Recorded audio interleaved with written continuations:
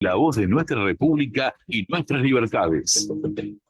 Por CX30, Radio Nacional, preguntamos, investigamos y analizamos lo que pasa en nuestro país. Queremos saber en dónde estamos. Nuestra soberanía democrática está al mejor postor globalista. Libertas Uruguay te propone defenderla. www.libertas.uy. ¿En dónde estamos? De lunes a viernes, a partir de las 10 a.m. Guión y conducción, Rubén Muyano. Buen día, gente. Buen día, República Oriental del Uruguay. Ya martes 5 de septiembre del año 2023. Va corriendo un cuarto año de este gobierno, de esta coalición. Algunos le llaman coalición multicolor. Nosotros al comienzo de este gobierno, en los inicios de este gobierno, cuando también nosotros iniciábamos esta actividad periodística, digo nosotros porque somos Libertas, una asociación civil sin fines de lucro que está creada para defender la democracia, la república, el Estado de Derecho. Esa trinidad es fundamental entenderla. Democracia, república y Estado de Derecho. Inclusive ese Estado de Derecho del cual hablamos ayer con el doctor Eduardo Luz, es un Estado de Derecho para ser democrático, efectivamente democrático en puridad y republicano, considero yo y consideramos los integrantes de Libertas, debe ser un Estado de Derecho liberal, no exactamente el Estado social de derecho, que es un condimento, si vos querés, o una perspectiva de un Estado ya hacia el socialismo.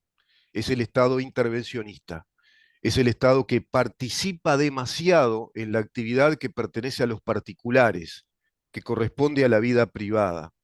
Eso que tenían tan claro los romanos, incluso de aquella primera república, cuando establecieron la res publicae y la res privata como conceptos jurídicos para organizar la sociedad bajo normas de conducta muy racionales, por supuesto, y racionalizadas por aquellos eminentes juristas de aquella república romana que luego degenerará o mutará en un imperio. Ese derecho romano que hasta la fecha nos inspira y que es uno de los acervos fundamentales de nuestra construcción civilizatoria, es decir, de nuestro occidente, es el Estado de Derecho. Y el Estado de Derecho que precisamente establece lo que es el derecho público y el derecho privado. ¿Por qué? Porque contempla el derecho, la actividad privada y la actividad pública. Lo decíamos ayer, sin un buen Estado de Derecho no hay posibilidad de democracia, no hay posibilidad de una república saludable.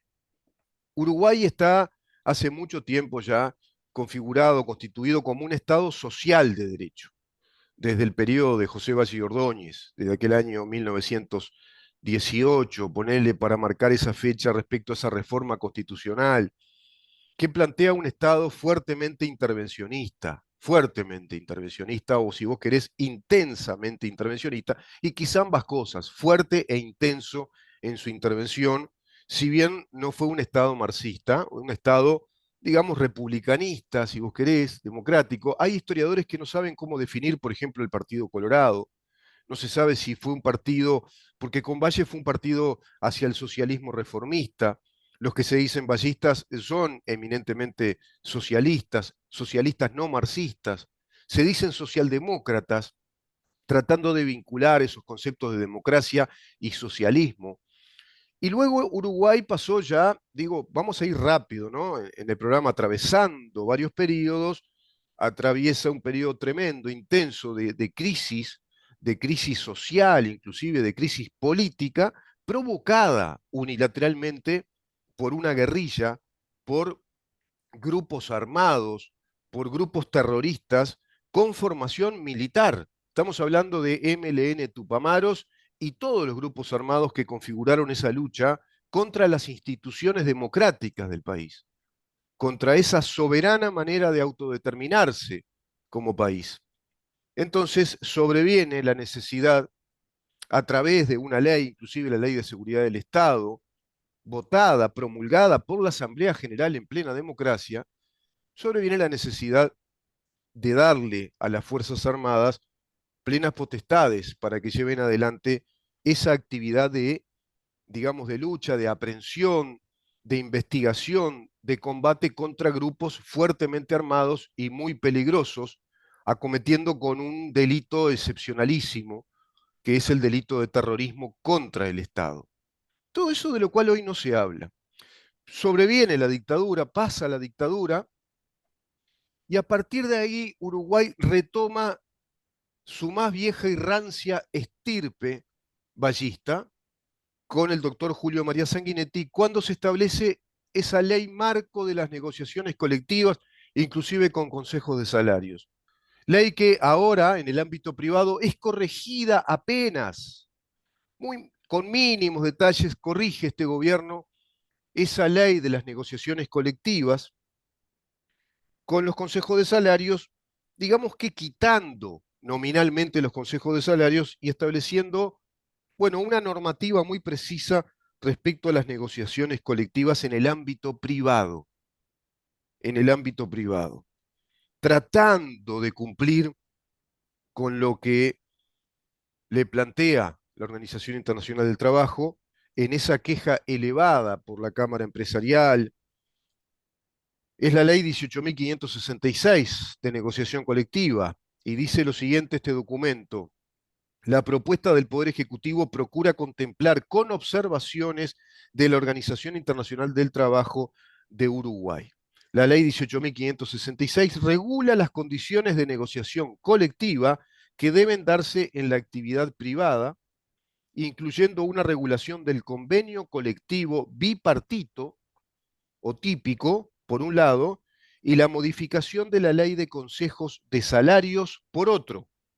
Luego de su promulgación, la Cámara de Industrias y la Cámara de Comercio y Servicios, junto con la Organización Internacional de Empleadores, elevaron una queja ante el Comité de Libertad Sindical de la Organización Internacional del Trabajo, OIT, planteando que varias disposiciones de la mencionada ley no estaban alineadas con las normas de la OIT que habían sido ratificadas por el Uruguay. El Comité de la Libertad Sindical de la OIT se pronunció en el año 2010 en el 356 informe, caso 2699, recomendando al gobierno del Uruguay la modificación de la ley, porque si no, seguía en esa lista negra. Desde entonces, además del referido comité, se pronunciaron la Comisión de Expertos en Aplicación de Convenios y Recomendaciones, la Comisión de Aplicación de Normas de la Conferencia Internacional del Trabajo, hasta en la propia Conferencia Internacional del Trabajo. El cuestionamiento principal radica en que la ley 18.566 atenta contra el carácter libre y voluntario de la negociación colectiva regulado en el Convenio Internacional de Trabajo número 98, más precisamente en su artículo 4, establece esto. Establece el carácter libre y voluntario de la negociación colectiva bipartita, como establece esta ley para el ámbito privado, es decir, entre dos partes, entre los empleadores y los trabajadores. Los empleadores organizados como un gremio de empleadores y los trabajadores organizados como un sindicato. De todas maneras, lo que plantea esta modificación y esta recomendación, sugerencia o advertencia de la OIT no es estrictamente, en términos jurídicos, un avance hacia lo que acá mismo manifiestan, que es la negociación de carácter libre y voluntario. ¿Por qué? Porque este concepto de lo bipartito entre trabajadores y empleadores obedece a un concepto corporativo, es decir, la cámara empresarial de esa actividad empresarial con el sindicato único de esa actividad económica son los que van a negociar en el ámbito privado. Esa es la bipartición de la que hablan, la bilateralidad o lo bipartito. No es entre un sindicato de una empresa y los empresarios de esa empresa. No están hablando de un sindicalismo por empresas o de organizaciones sindicales por empresas en una estricta relación de trabajo entre esos trabajadores y esos empleadores en ese ámbito preciso, concreto, naturalmente, digamos, planteado como el ámbito de la negociación, sino que es un ámbito mayor, más amplio, más abarcativo y a su vez abstracto, más genérico, que es el sindicato único de una actividad con la cámara empresarial que representa a toda la actividad también económica de esas empresas. Y todo esto además habla en términos generales, por lo tanto habla de establecer regulaciones. Yo acá estoy observando una cosa increíble, que no sé si ustedes se dieron cuenta, cuando dice de los expertos que participaron en este informe. Dice, luego de su promulgación, la Cámara de Industrias y la Cámara de Comercio y Servicios, ¿vieron? Cámara de Industrias, Cámara de Comercio, que están representadas por las grandes empresas que constituyen esa Cámara, no por todas las empresas que están integradas a esa cadena económica. Esto de la Cámara de Industria y Cámara de Comercio y Servicios, junto con la Organización Internacional de Empleadores, elevaron esa queja a la OIT, planteando que varias disposiciones de la mencionada ley no estaban alineadas con las normas de la OIT y en ese sentido quedó la queja instalada. Y por eso en este año se le volvió a decir a este gobierno que la queja seguía instalada y que Uruguay seguía en esa lista negra. Bueno, y aplica esta mínima modificación respecto a esta ley. Entonces luego se nos dice en este informe, desde entonces, además del referido comité, se pronunciaron la comisión de expertos en aplicación de convenios y recomendaciones. Ya en este mundo tenemos expertos para todo, ¿no? Expertos en la aplicación de convenios, ¿se dan cuenta? Ahora hay expertos, o sea, hay un conjunto, un grupo de burócratas que son los expertos en cómo aplicar los convenios. Incluso hablan acá también en este informe de expertos en cuanto al planteo de las negociaciones. Expertos que dicen, no, ¿cuáles son los temas que convienen plantear en una mesa de negociaciones? El itinerario, o si vos querés, el protocolo de temas a negociar. Esto realmente de voluntad libre o el carácter libre y voluntario de la negociación se cae a pedazos cuando uno empieza a leer en serio esto que se manifiesta acá. Este esquema sigue siendo un esquema corporativo, digamos, de dos partes, pero de las cámaras empresariales con los sindicatos únicos por actividad. Es impresionante, ¿no? El Comité de Libertad Sindical, le llaman además, de la OIT, se pronunció en el año 2010 respecto a esta, digamos, anomalía que Uruguay planteaba de acuerdo a esta ley marco de las negociaciones colectivas que arrancó con Julio María Sanguinetti. Es decir, solidificando, blindando ese esquema de trilateralidad negociadora entre los sindicatos únicos de cada actividad económica, todos ellos integrados a esa gran federación sindical o central sindical que es el PIT-CNT, por otro lado la Cámara de Industrias, las cámaras de comercio y por otro lado el gobierno.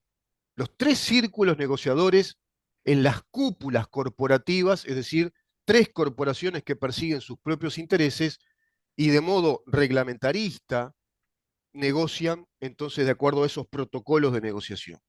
Ese es el Uruguay que tenemos. Ese Uruguay es fuertemente corporativo, colectivista, de rancia estirpe ballista, de acuerdo al reinicio o al reseteo de la democracia uruguaya. Siquiera el sistema político uruguayo ha tenido eso que naturalmente tiene que tener el político, que es la pasión por mejorar el espíritu político, ese apasionamiento que conlleva la actividad política de rebelarse ante un estado de cosas, sino que siguieron como mentes rutinarias y espíritus destemplados o voluntades destempladas, haciendo más de lo mismo e inclusive intensificando ese espíritu colectivista y corporativo del Uruguay, fundado por aquella cabeza guía que es José Valle y Ordóñez. Eso propició que el Partido Comunista de Uruguay, que viene negociando ya desde la década del 60, que incluso pensó cuando apoyó los comunicados 4 y 7 que ese golpe de Estado iba a ser hacia la izquierda y no lo fue, retoma la actividad política con mucha fuerza cuando se le reconoce al Partido Comunista su organización sindical llamada PIT-CNT, cuando antes era la CNT, luego pasó a ser el PIT en los últimos años de dictadura, y luego, de acuerdo a esa concertación nacional programática, ese gran pacto nacional que nos arroja este país que tenemos hoy.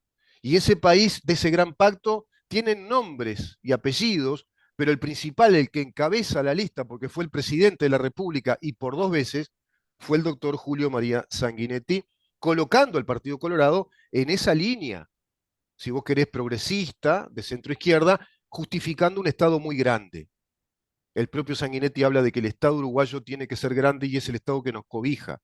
Gracias a que tenemos un Estado que involucra un presupuesto de 20.000 millones de dólares por año, es que los uruguayos pudimos salir adelante en esta pandemia. Fíjate vos las argumentaciones. Y por otro lado escribe artículos diciendo que es un desastre la educación con el modelo que instaló el Frente Amplio, que fue un desastre el desarrollo económico del país que gobernó el Frente Amplio, pero es uno de los artífices de este gran pacto político con el enemigo de la República y de la democracia liberal y del Estado de Derecho liberal, que es el Partido Comunista. La Internacional Comunista, en su versión uruguaya, que es PSU, Partido Comunista de Uruguay.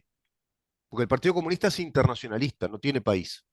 Tiene acá una versión, como está, viste, la Coca-Cola, está en Uruguay, están todos, bueno, el Partido Comunista es lo mismo, está en todos lados, es un internacional.